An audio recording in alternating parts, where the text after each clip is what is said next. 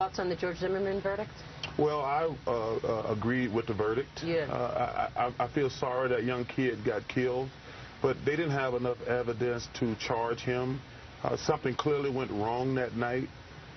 Clearly something went wrong, and I feel bad for anybody who loses a kid. But if you looked at the case and you don't make it, there was some racial profiling, no question about it.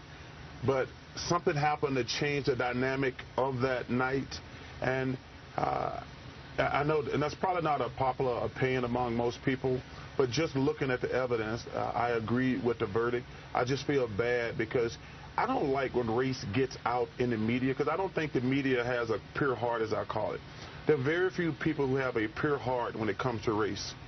Racism is wrong in any shape, form. There are a lot of black people who are racist, too. I think sometimes when people talk about race, they act like only white people are racist. There are a lot of black people who are racist.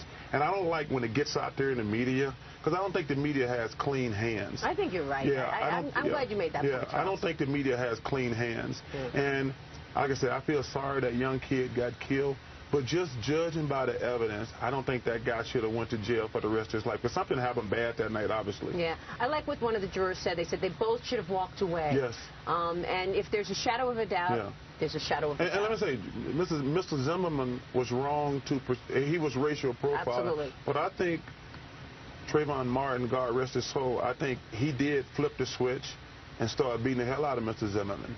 But it was just a bad situation. Like I said, the main thing I feel bad for, it gives every white person and black person who's racist a platform to vent their ignorance. Right. You know, that's the thing that bothers me the most, because I watched this trial closely, and I watch all these people on television talking about it.